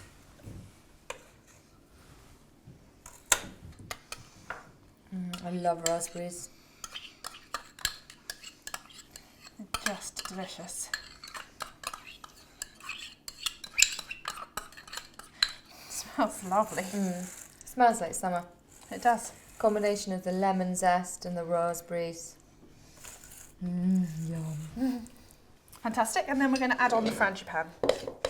So presumably you have to be quite careful at this point because you don't want it to go all sort of Well, if messy. you put it on in dollops, Yeah. and then once you've dolloped it all on, then we'll spread it. And then hopefully we won't mix the jam into the frangipane, but it doesn't really matter. It's very homemade. So Just gently, just sort of smooth it rather than press it. That's it. And try and cover the jam at the edges so it sort of seals it in, otherwise the jam bubbles out onto the top. I don't think this would win in a Bakewell tart competition in Bakewell, but I think for a southern version and for a first time attempt. I think it looks brilliant. I think it would win in most people's homes. Oh, you're just saying that. And then we've got flaked almonds. They don't need to be toasted beforehand because they're going to toast in the oven. Right. And then sprinkle them generously on top.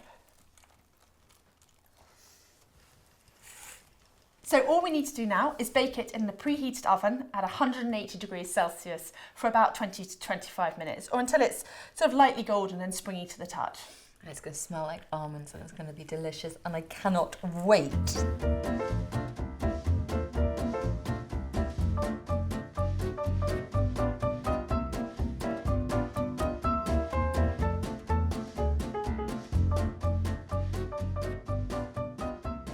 Look at our beautiful Bakewell tarts. So we took them out of the oven and we left them to cool in their tins, and then we've carefully removed them onto the plate. So I think just an extra special finish, we should put a little bit of almond icing on top. Can we just take a second to go, wow. That's my first ever Bakewell tart and it looks très professionnel. So you just want me to go... Yes, just hold it straight. So is there a technique with the piping bag? So just hold it like that? Yeah. Okay. And Twist then just... it a little. You want to twist it. Oh, okay. And The then size it'll come out gently squeeze. That's it.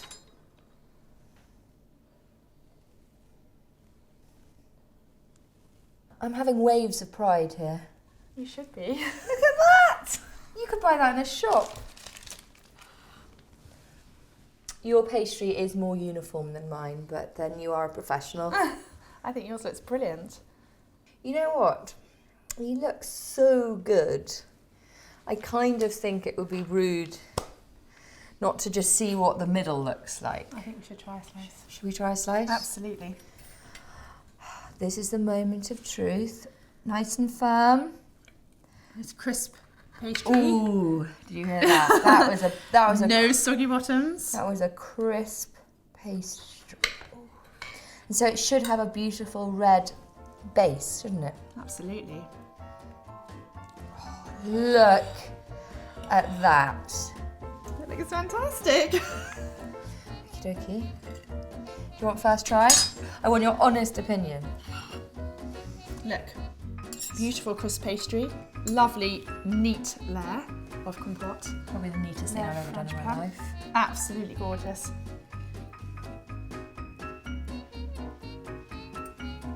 That was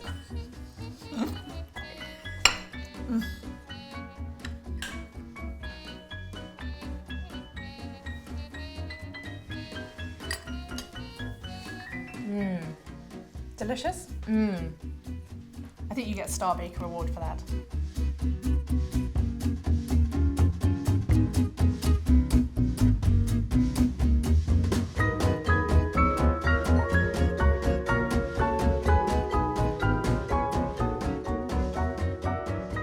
Tea is fantastic. It's a very exciting thing because there's a huge variety of flavours. It's apart from anything else here in Britain, it's such a big part of our culture. It's not only a comforting thing that one turns to in a time of difficulty, perhaps. It's also something that you share. So there's a real sense of kind of within the home. You sit around a cup of tea and you share a cup of tea. Someone comes over for a cup of tea. Families get together for afternoon tea. It's a very sociable thing. It's a very sort of happy thing. It's a kind of good, clean fun somehow, and it's a lovely thing because I think it's universal. You know, most people like tea in whatever form. In Britain, so it's something that we can all share and all understand. Sophie, this is Emily. She knows everything there is to know about tea, so hopefully is going to be able to tell us how to make the perfect cup of tea for our tea party. I know there's a lot of technique to making a cup of tea. It's not just simple pouring. So you're going to show us how to do it? I am. So to start with, the tea I've chosen for today is a Darjeeling Second Flush, which is a really nice black tea. It's got a really lovely kind of aromatic character to it. Yeah, absolutely, have a smell. So it's loose leaf, of course, which is very important for an afternoon tea to do it the traditional way. No tea bags here. Why is that? Because is it just that tea bags are convenient and that's why people use them? I mean, what's the difference between loose leaf and tea bags? Tea bags, you know, when they first came about, were a fantastic solution to brewing tea in a more convenient way. And in a way, you know, they could be better, and they get probably a very bad reputation, mainly because most of the supermarket tea bags have what's known as CTC tea inside. So the really small sort of cut tear curl, it's called. And the tea is sort of macerated to give you strength and colour and then third flavour. And what the loose tea and the sort of orthodox produced tea, which this is that it's whole leaf, so you get a really lovely full flavour. So you're getting, you know, the real focus is on the flavour and the quality of the tea, rather than the convenience. And in this occasion, obviously, we want it to taste as good as it can, so it seems appropriate. In terms of the loose versus bagged, the key is obviously giving the leaves room to unfurl. So the more they can dance around, and obviously you'll see them later dancing around in the pot a bit, the more flavour you'll extract. So the more room they have to move, the better. I love the idea of dancing tea leaves. I know, and they really do. Well, with the Chinese kind of greens and oolongs and things, you get really huge leaves that kind of, you know, really do unfurl, and you'll see them, they sort of take up a lot more room in the end. So if you've got them squashed into a little tea bag, you're sort of restricting them a bit. So what I'm going to do is I'm going to brew us some tea in this lovely glass pot, because then you can see that dancing of the leaves, and you can see the kind of colour changing. Obviously we've got these other lovely pots here which are great too. You know, you could brew it in anything. Glass and china are both great for brewing tea. Does it make any difference to the taste? I mean, very subtle differences, yeah. And you know, it's again, it's a bit of a cultural thing where the Chinese sometimes use sort of terracotta pots and ceramics and things, which some believe to kind of hold the flavour, and you never wash them, so they kind of keep that really earthy, lovely flavour for a really rich oolong or something. But certainly in the traditional British way, we like our china. Can I just ask, do I need to warm the pot first? It's a very good thing. It will just keep the tea hotter for longer, because the cold, particularly china, gets very, very cold, and glass in fact. So the more you can warm the cups and the pots, the better. So yes. The key to making a really good cup of tea is, firstly, very good tea. So we've got a really lovely Darjeeling Second Flush. It's loose, it's orthodox produced. You've got some really lovely big leaves in there, nice chunky silver tips, which is a good sign that it's a really good Darjeeling. You then need to have lovely filtered water and freshly drawn, so don't keep reboiling your kettle, and then getting the ratio of the tea to water right. I'm very interested to see this. I'm estimating that this pot probably will do about 6 cups. They're quite small teacups as well, and I'm going to do a teaspoon per head. So spoon that into the infuser. And is this your perfect teaspoon measure? It is. So this, I'm slightly spoiled here. I've got a lovely, perfect cup of tea spoon, but just a heaped normal teaspoon will do the job. And obviously you can play around with your own taste. It's very personal. I always encourage people to play around to their own specifications. Exactly. So then we're going to add our freshly boiled water.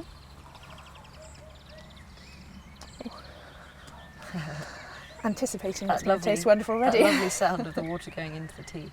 And again, another important thing to bear in mind is the temperature of the water.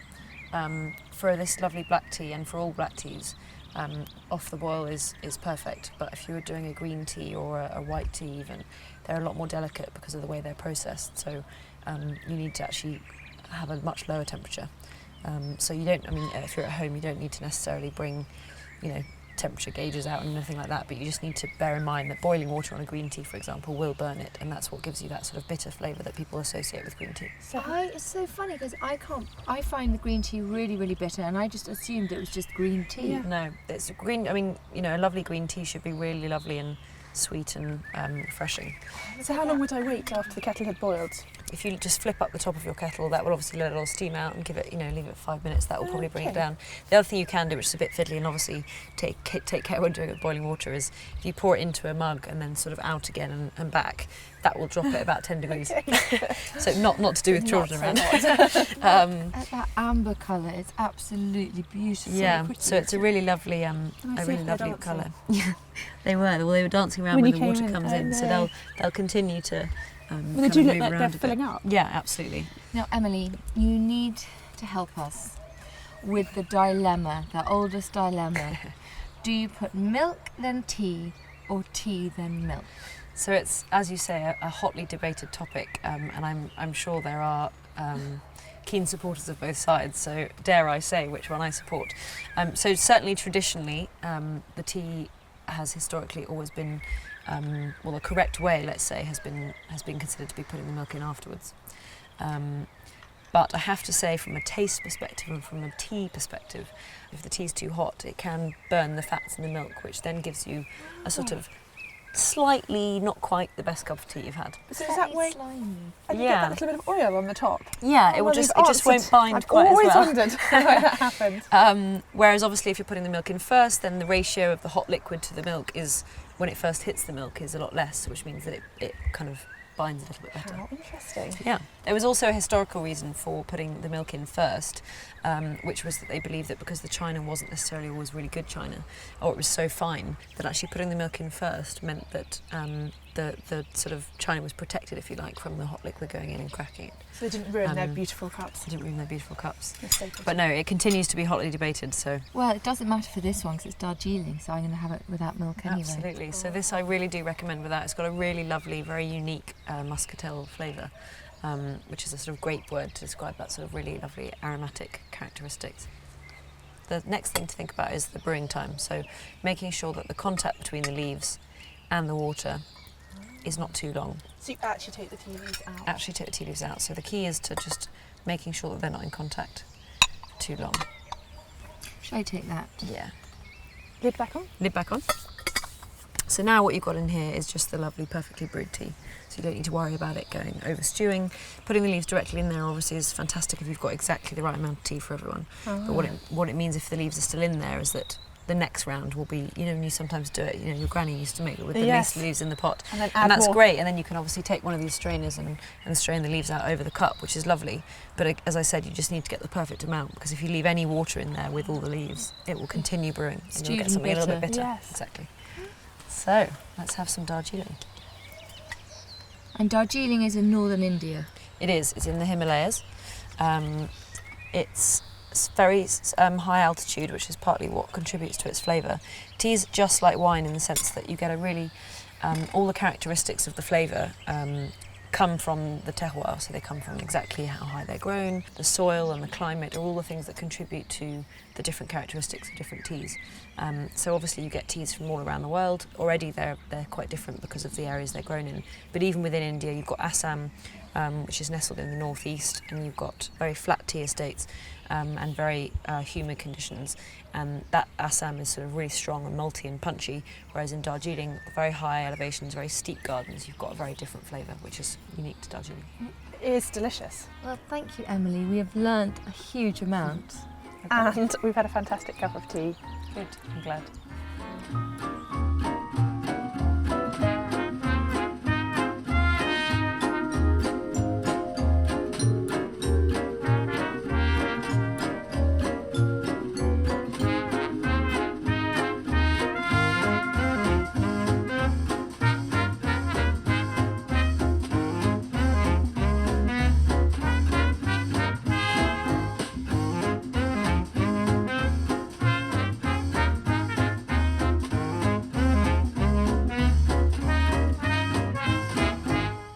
Now we're going to make some little crab and cheddar tartlets for our tea party. I think it's nice to have something savoury as well as all those sweet things. I couldn't agree more. So this is the same pastry as we used for the Bakewell tart, and we've blind baked these little cases. And now all we need to do is really quick filling, and then we'll bake it in the oven. So we've got some eggs, just lightly beaten up, and some single cream.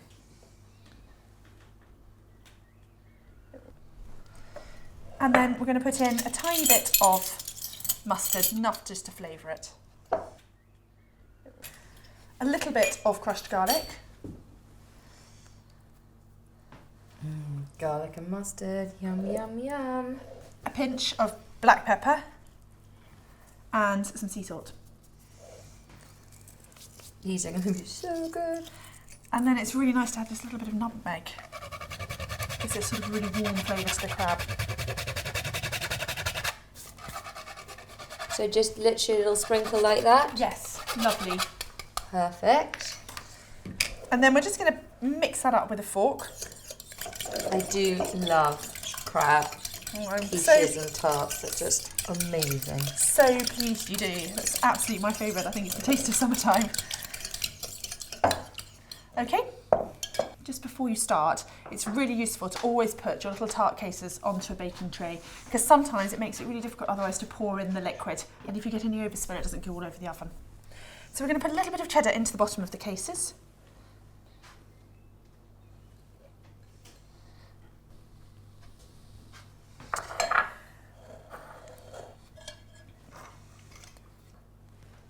Lovely. And then we've got some white and brown crab meat mixed up here. I'm just going to put some of that in.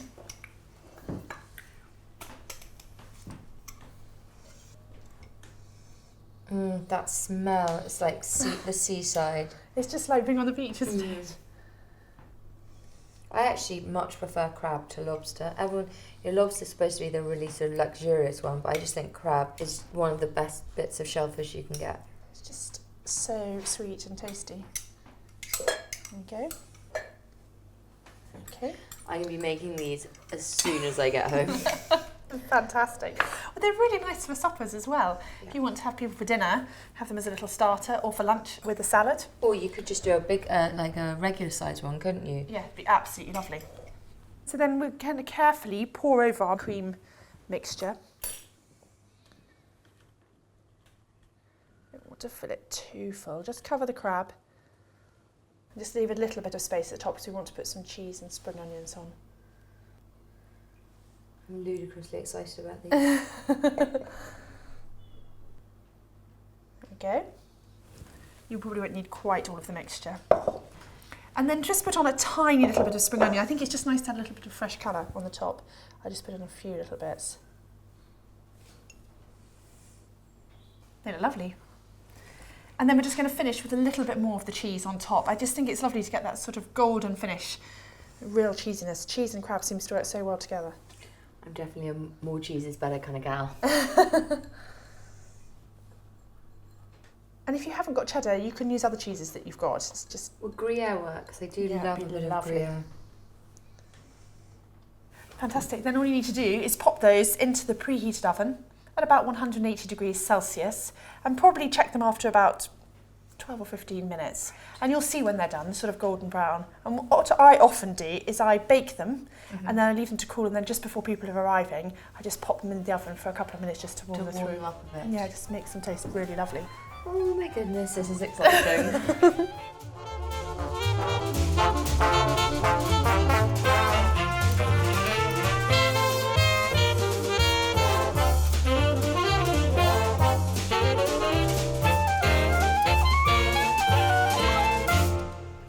our fantastic crab tarts. What do you think? I'm so excited about these. And I love cakes, I love sweet things, but do you know what? I think these are going to be the star of our afternoon tea, because it's pretty sort of decadent to have crab tartlets. I mean, just look at that. That's perfection. Oh, they're one of my really is. favourites, I have to say. Again, really nice, crisp, thin pastry. And look, beautifully golden, even baked, no chance of a soggy bottom with our pastry there. No. And that's because we blind baked them. They're so pretty. I love these little fluted tins. Look like little flowers on the plate. I mean, I don't know anyone who wouldn't want to wolf all of those down. I think it's lovely at an afternoon tea party to have little savoury things as well. Makes it really special. Well, there's only so much sweet stuff you can eat as well, unless you're a toddler, and then seemingly there is no limit. Can we squeeze one more? I think we can. There's room for one more tart on this tray. Lovely. And I like the sort of salad garnish. I always think it's really important to have a mix of colours and textures, and that green, just beautiful. It's lovely and fresh. Should we put a few little chives on top? And can we put the flowers on as well? I love chive flowers. Can I just do that? Oh wow, look at that. Come on. You can't beat lovely. that. And I'm going to snip a few on top. I love the chive flower. They almost look like the Scottish thistle. It's that beautiful purple and green. And how long do you think these would keep for? Because I know some people get nervous when shellfish is involved, but the shellfish is cooked, so as long as they're in the fridge, they can last. Yes, I mean, you can make these a couple of days beforehand and then just warm them through. I think they are nice to have a little warm through in the oven. Right. Because these are nice. These have still got a bit of warmth in them. That's just hard to beat. Perfect. Well done. Thank you.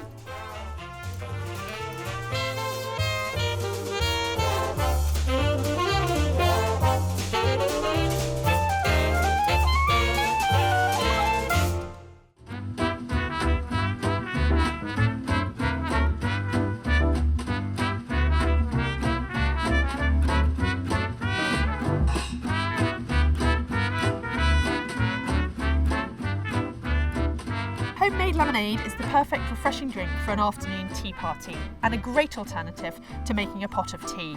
This recipe is really simple. All you need is fresh lemons, about 6 or 8 depending on their size, 6 to 8 ice cubes, about 3/4 of a pint of water and about the same amount of sugar. With the lemons you just need to take off the tops, like that, at each end, and then cut roughly into pieces.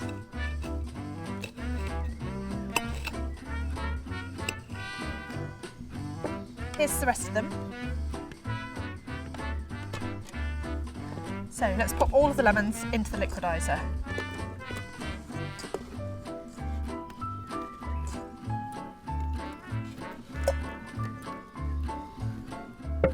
Add the sugar.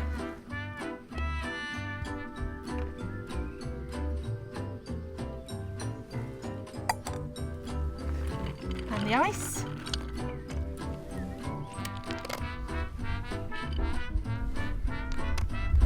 And the water.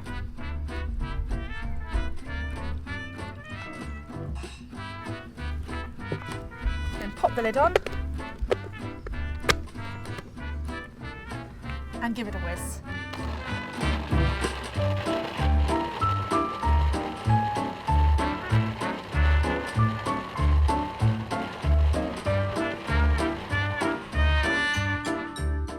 It really is as simple as that.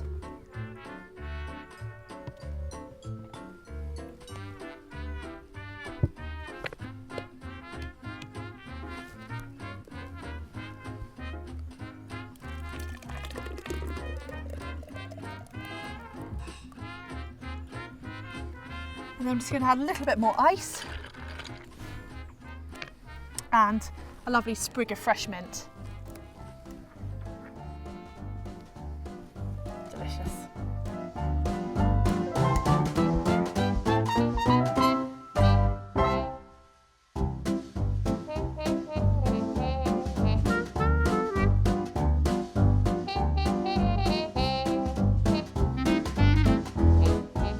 we're now all going to make some jam tarts, aren't we? So, these would be perfect for our tea party. There's some dough for you. I think it's fantastic to get children involved in baking. Shake it out. And they can always do so much more than we give them credit for. They're always really good. They're very competent at rolling out and doing things, and it's lovely for them to understand how we make our food and how we can put just a few simple ingredients together and make something absolutely delicious. What are you going to put in your jam tarts? Are you going to put in marmalade, or strawberry jam, or lemon curd, or blueberry jam? There you go. Strawberry. Look A at all traditionalist. Look at all this good rolling. Should we lift it up? Are you lifting it? Oh, you know how to do this, don't you? And I think for them it's great for their confidence. They feel really proud about it, and then they can share it with other people. So I think it's great to get children baking. So is this the leftover pastry that we had from our from Bakewell tart? Bakewell tart and the crab tarts. It's just such fun making jam tarts with children, and they always seem to eat lots of them. Look at you. Are you ready to do some cutting? There you go. So Not push quite. it down There's the cutting firmly. if you want to, you know how to push it down. Look at that. Whoop whoop. Oh, well Oh done. no, you need to do it a bit firmer. There you go, really go. There you go. You are so good at this. Put it in one of those. Well done. And the great thing about jam tarts is that you don't need to blind bake them first. So we can just put them into the trays like this, and then spoon in the jam and bake them in the preheated oven. Bob's your uncle. A jam tart. It's rather pretty to do them with lots of different types of jam. It looks so lovely on the table. Look like jewels. Should we get one more out of there? You want to cut another one? Can you cut one more like that? Oh, well done. Oh, good. You've done it. That is brilliant. Can I put it in? Wow, look at you two. Yeah, Should we professional. put some more in? Let me do some more. And then we can put our jam in, can't we? So you're going to spoon some jam in. So how much jam do you think? A nice generous dollop? Yes, a teaspoonful. We don't want to overfill them, otherwise it'll all bubble out. Do you want some more? That is perfect. Do you want to do one more? Wow, look at that. Oh, well I'll try done. the apricot then. We've done all of the jam. You are so good.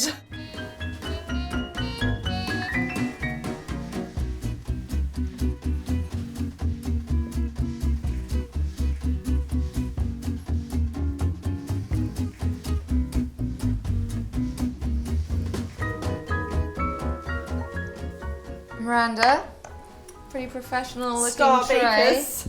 Well Look done, at Ruby. you two. Well done. Do you want to put some more jam in? So how long would I put these in the oven for, Miranda? Probably only about 5 or 10 minutes if they're very small and quite thin with the pastry. The other thing you can do is if the children have been handling the dough a lot and it gets really warm, just pop them back into the fridge just for 5 minutes before you put them into the oven. Well done. Fantastic. Haven't we done well? We have. You are superstar bakers, all of you.